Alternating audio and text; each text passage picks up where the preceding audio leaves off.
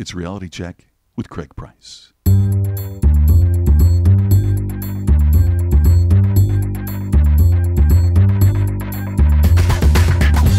I'm an idiot. 4 minutes in and I'm already wrong. I'm like a monkey. Hello, look at me. You're like a beautiful mind. I'm more like Forrest Gump. So it's, Craig Price is the man.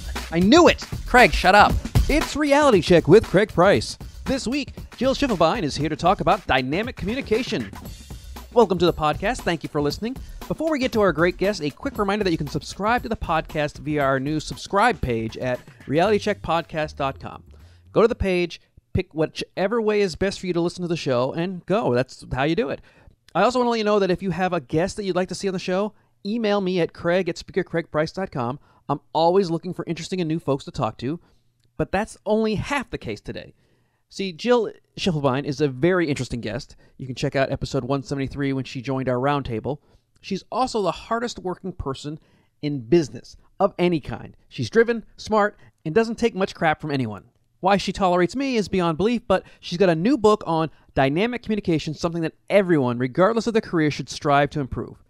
Boring people, regardless of how smart or correct they are too often ignored. Jill wants to help you become better, less awkward, and more engaging without having to do all the shtick. Jill's always been a direct, straight shooter, which is why she's a friend of mine. So let's communicate dynamically with Jill Schiefelbein.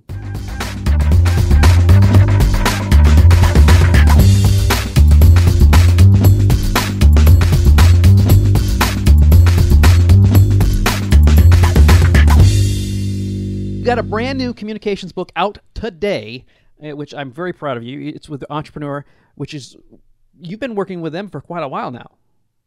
Yeah, I did. My first article got published with them in July of 2015, and it's since evolved to working with them, not just on articles, but webinars and live streaming, doing some really killer live streams with cool entrepreneurs and celebrities, even cool locations. And then now the book, it's coming out through their press arm, Entrepreneur Press. Yeah, no, I am super jealous watching you do all these cool things. You're doing a fantastic job of it, by the way. Thank you. Because not only are you good on camera, which means you're not and ahhing and you don't seem nervous at all, but you always look striking because you're not bad looking. I'll give you that. And so you're always dressed up to the nines, and it's always fun to see you on the red carpet somewhere or doing some press junket because I can see that you're in your element.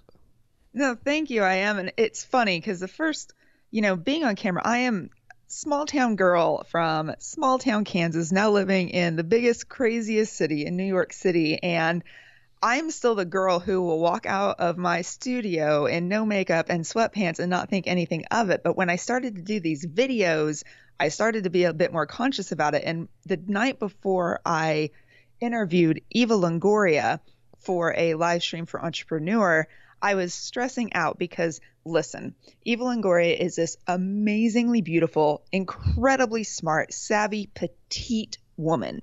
I am 5'9", and petite is never a word you would use to describe me. So no matter what, I'm already going to look like an ogre next to this woman, right? And it's just about the balance and perception in the room. I'm not even dissing myself. It's just a reality. And then I'm stressing about because she'll have hair and makeup artists. And I had a friend, an opera singer, said, she's going to have a hair and makeup artist. Why don't you? And I hired one for that day to get my hair and makeup done. And I walked in the room, and the first thing Eva did was checking her powder. And I said, oh my gosh, maybe I should check mine. And she says, yeah, you should probably use a touch up. And I'm like, okay, I'm in a whole new world right now. Well, you've been doing a great job. I used to live in New York, and I had a lot of fun there because you just can't walk around without bumping into celebrities and doing things like that. When I worked at the MoMA, I didn't have to dress up as nice as you have to because I wasn't on camera, but it was just running into these folks. It is a truly interesting city, and I'm really excited that you're doing well there because if you can make it there, they say, which is why I don't live there anymore. But you're doing a fantastic job, and through all those articles you've written, you've now gotten this brand new book. It's called Dynamic Communication, Strategies to Grow, Lead, and Manage Your Business. Why do we have this book versus all the other communication books out there? This book to me, it's kind of like my brain throwing up on paper. And yes, it is as sexy as it sounds. Yeah, you are selling it. You are selling it. I really am. And really, that's how I communicate in the book, too. It's a no bullshit approach to communication. The book contains 27 actionable strategies. Now, I'm an academic by training, right? I taught at a university for 11 years. I wrote the textbook and did all that jazz. But what pissed me off about academia, quite frankly, was it was all theory, theory, theory, and very little application and very little action. So when I started my business 5 years ago, it was really my mission to make the theoretical tangible. And in my head, that sounds awesome and makes sense. But to most people, that sounds boring as hell. So I wanted to put it in a form where I can actually walk through and even explain a little bit about the theory that goes into it, but then tell people what they really need to know about the theory and how it applies to their business and how it can actually help increase their bottom line, improve relationships, more effectively sell, market, grow, manage, lead, whatever it is. So it's really just years and years, a couple of decades worth of studying communication thrown up on paper and resulting in 27 strategies. Well, I think when people think communication skills, almost always they think just speaking, presenting, or standing up in front of talking to people. But there's a lot more to it. It's not just being able to speak to another human being. No, it's not. And for me, communication is so much more than words. It's so much more than nonverbal or verbal, or your ability to write a grammatically coherent sentence or give a speech without saying or All of those things can make you a good technical communicator, but in order to be a dynamic communicator, yes, let me throw that in there and plug it, right? Dynamic communicator, your communication has to be focused on results and action. So it's not just about the words and the technical aspects of it, but are you actually connecting with people and providing an experience that moves them to act in some way, shape, or form? Because if not, communication then merely is just words, and that's not effective for anyone who's in business. Yeah, that and ah situation, you hear that all the time, especially at Toastmasters, and then you realize that some of the best speakers, quote-unquote speakers in the world, say and ah. It's just a matter of how they say it, how often they say it. Do they dwell on it? Is it something that where they're stumbling through words, or is it just a natural, the way people talk? And I think the more natural and authentic you are, the better. Listen, I F up words all the time, and I will own it. I will stutter, I will slur, I will get so excited that I'll speak so fast that I have to take a breath and slow myself down. That makes it real. Where I think the disconnect occurred somewhere along the line is that in our education system, especially in the US, we try to quantify everything and make everything a metric. So you have kids who are going through public speaking classes in high school and in college, and they are checking off boxes, literally box by box, of what a speech, quote unquote, should be.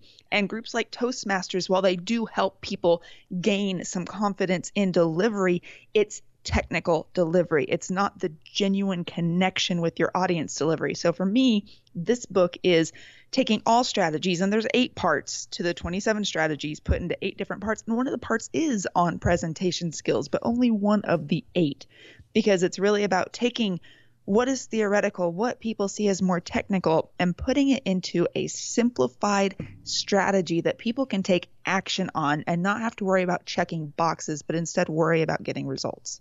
Well, I think one of the biggest problems I've seen with people who are trying to communicate in any mode, any genre, any medium, is the awkwardness. And this is my biggest problems, because sometimes, you know me, I'm pretty outgoing to some degree, or as far as I'm not really reserved when I talk to folks. I should probably have some sort of filter at times. And I run into the occasion where I'll say something a little too honest and a little too, quote unquote, authentic. And it makes for a very awkward situation. How can I was going to say, how can I get past some of that awkwardness? You know, it's like, I don't know if you ever watched the Chappelle Show, but when keeping it real goes wrong, you know, that's what I think of when I think of that, over bluntness, over awkwardness, you know, getting it out there. It's really about the situation and understanding it, because one, if someone knows you already, they're going to understand your communication style. And it's all about knowing what communication history you have with someone going into a conversation. If you're meeting someone for the first time and they've never even heard your name, and you say something that may be a bit too blunt for the average person, all you need to do is say, whoa, realize I just said something that was pretty blunt. That's just my style. You know, don't take offense, or whatever it is that transitions appropriately in the moment to call it out, that you even realize that it's your style. And it's really about owning it. So many people will say, oh, you need to be politically correct, or oh, you need to phrase things this way, or oh, if you're going to give negative feedback, use a sandwich, say something good, then give the bad meat, and then put a nice bun on the bottom of it. And I think that's just crap. I call it a crap sandwich. It is a crap You sandwich. put and some people can't, like I say with a crap sandwich, you put the 2 slices of nice, and then in the middle is a little dollop of crap. And some people can take a whole bunch of crap as long as you have that bun. Some people can't put a speck of crap in there. So just get to the crap. Forget about the bun, because nobody likes to eat crap. So why try to postpone the inevitable? And I think no matter how many buns you put around it, crap still tastes like crap. Yeah. Like I said, some people just need a lot more bread sometimes, but I'm a kind of person that, don't try to hide the crap. The Help. Don't give me a chocolate pie and tell me have a good day, and then I find out there's crap in it. Exactly. So do you find that awkwardness, there's some rules or some guidelines we can use to avoid that instantaneous awkwardness besides, waiting a while? Because I think sometimes we step in the landmine before it blows up. And it's too late. Now how do we pick up the pieces after we've landed on an awkward landmine? Literally owning it as fast and, positively as possible. It's really about acknowledging what just happened. It's like the elephant in the room, the proverbial elephant, right? If you're in a meeting room, for example, and a major celebrity walks in, everyone is going to be paying attention to who just walked in and not what you're doing on stage or leading the meeting if you're the boss. You need to address the elephant in the room, the elephant in that case being the celebrity. Or you walk into a room and you're running a really important sales meeting, and dang it, that sandwich that you just ate, not a crap sandwich, maybe a turkey sandwich, let's say turkey's yummy, left a mustard stain on your shirt. You have to call out the obvious so people can move past it and pay attention to the meat of the message. And that's what you need to do. If you find yourself in an awkward situation, call it out. Say, I realize that was probably just a little bit awkward. That's just my style. I'm pretty blunt and to the point, and clearly I probably shouldn't do that when I first meet someone. Just own your mistake, even if it's not a mistake. Own your style, own your personality, own your communication, and command it, and then move on. Because once you do that, it's just like any organization communicating during a crisis. Own your shit. Well, own it, admit it, move on. I think it's important that you also adapt your style to individuals, because we don't talk the same to everybody. I don't talk to my wife the same way I talk to my mother, the same way I would talk to my niece, the same way I talk to you. So, but yet I'm still me, and I think it's important that we keep our core. But I do think we need to be a little more flexible when we deal with strangers and different folks that maybe our style's not working for them.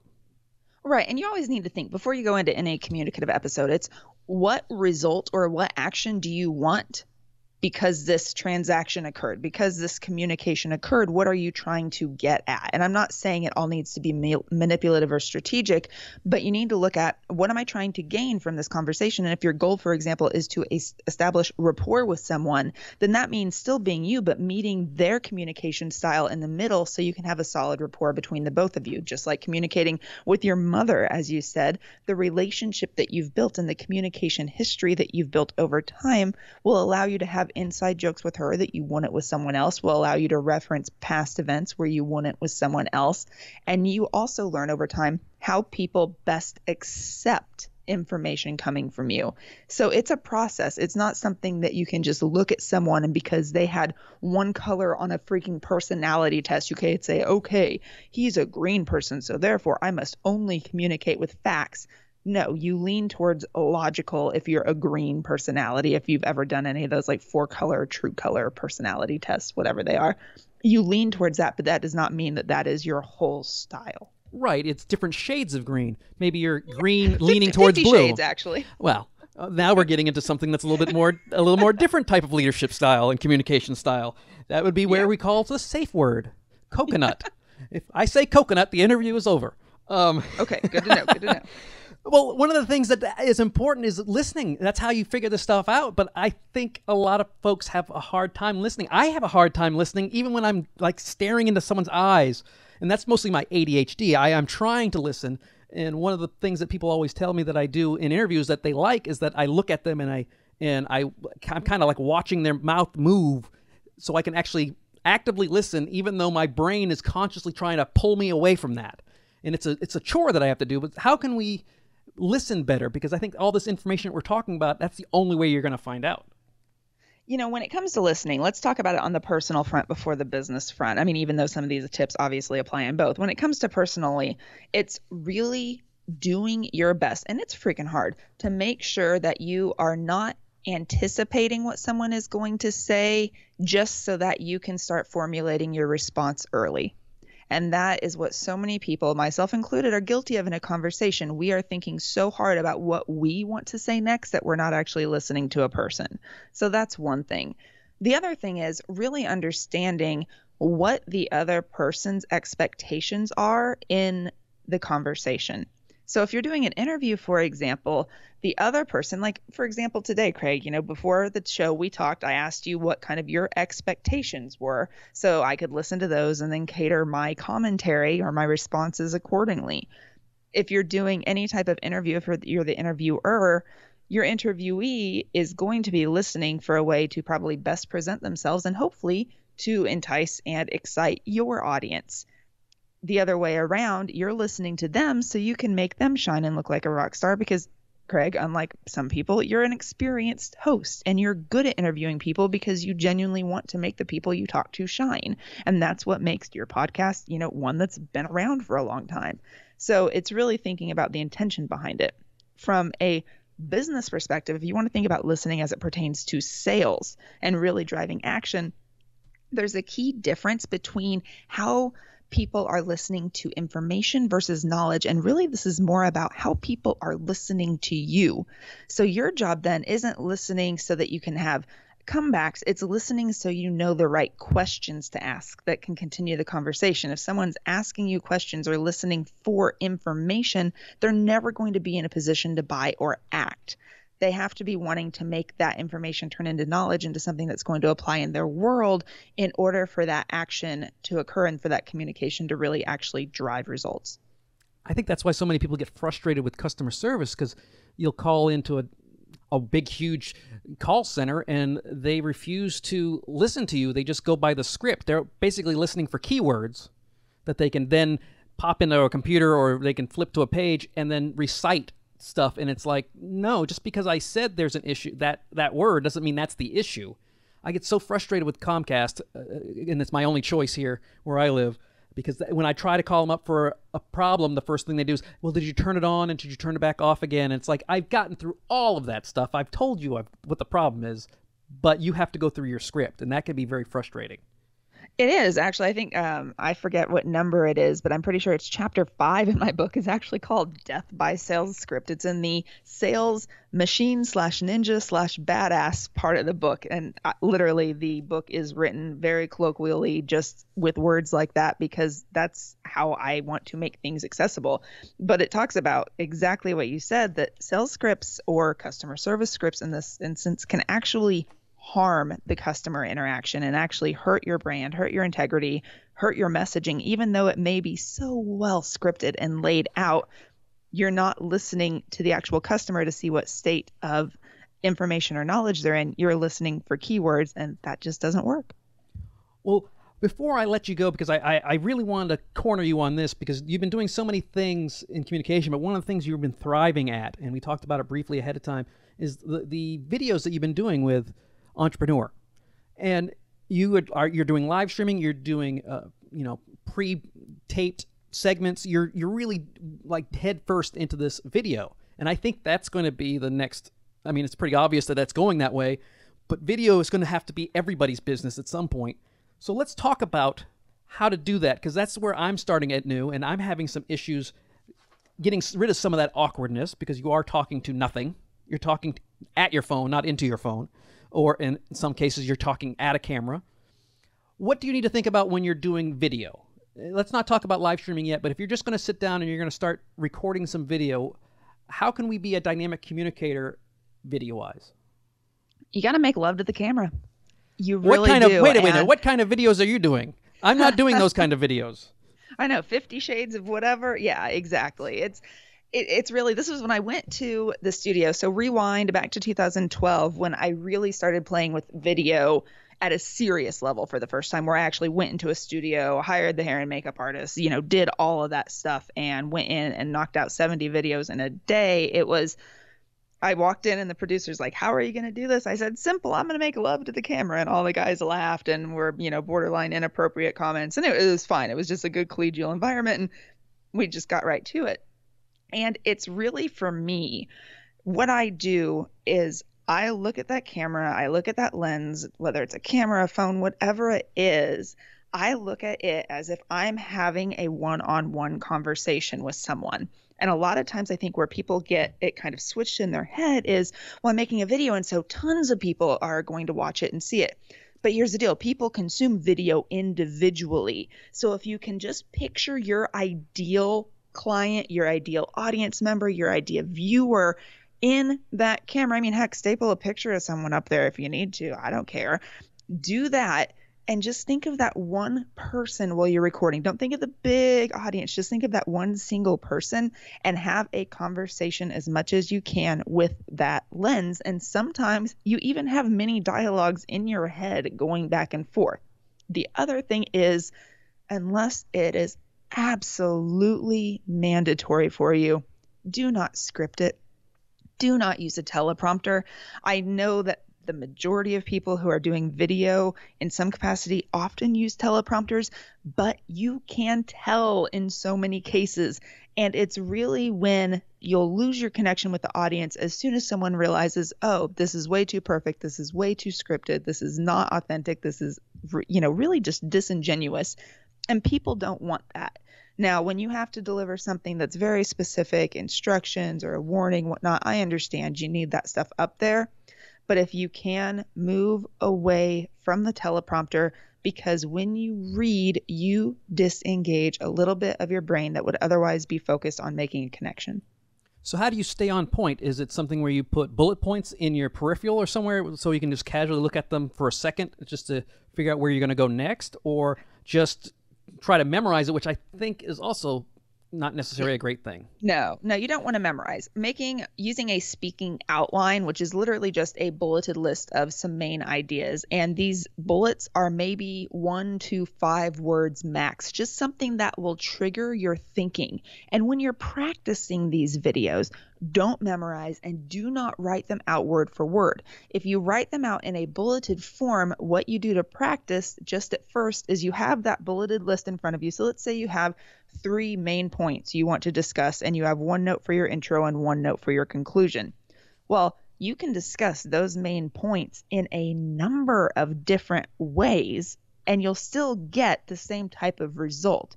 For example, I could tell you the definition of dynamic communication in my words. I could leave out 1 word. I could switch 1 word around. If it's proactive, action-oriented, results-driven, I could say those in any number. It doesn't really matter.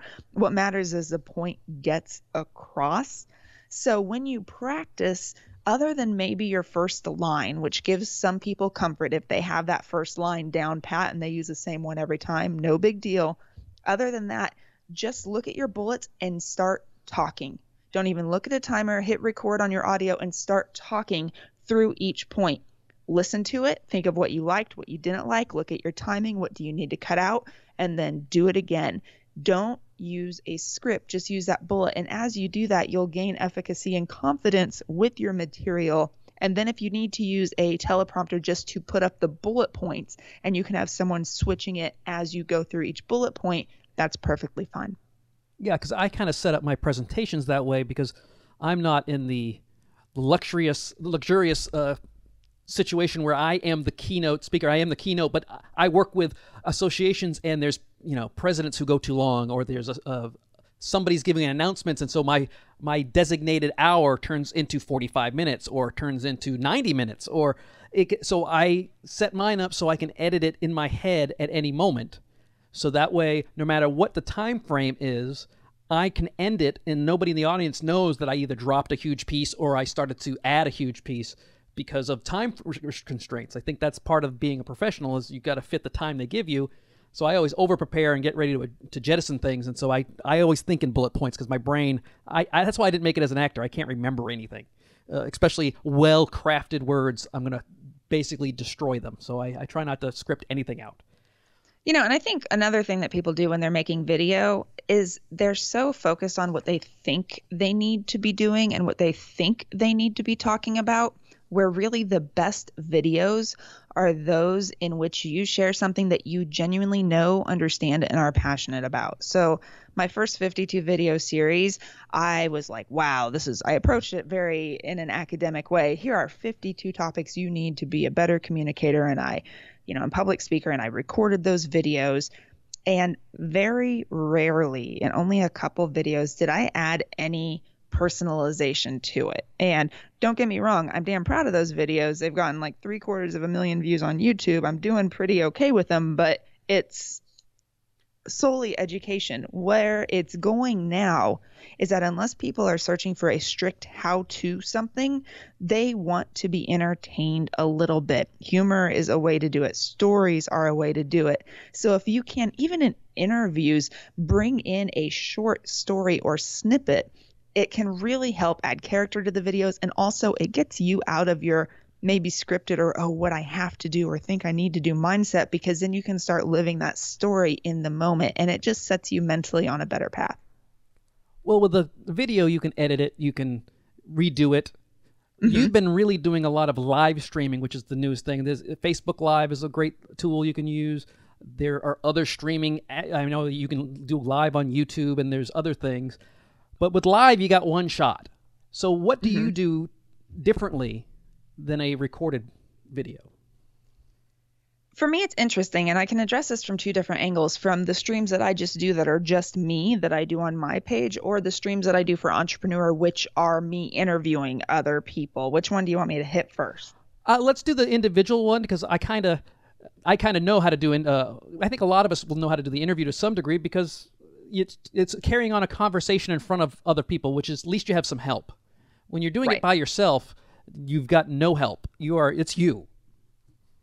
The biggest mistake I think that people make is they go in to try this live thing without really thinking it through before they do it, as in, what will viewers walk away with after watching my stream? And if you're a celebrity or trying to build that type of brand, then people just are snoopy and really want to know what you're doing. So you can do whatever you want and get away with it. But if you're a mere mortal like you and I are, Craig, sometimes I like to wear a cape and pretend otherwise. It's not like that. And what you have to do is consciously think for every stream, what action or results do I want to get from doing this stream, and what is my audience going to walk away with? And sometimes it may just be, and I know, Craig, you did one recently, at the beginning of the year, I am at this badass event. This is really cool. I'm really excited, and I wanted to share it with all of you. Well, your needs in that was just to get some visibility, to showcase what you were doing. For your audience, what you wanted them to walk away with was an insider view of something that you thought was really cool and genuine to share. That's fine.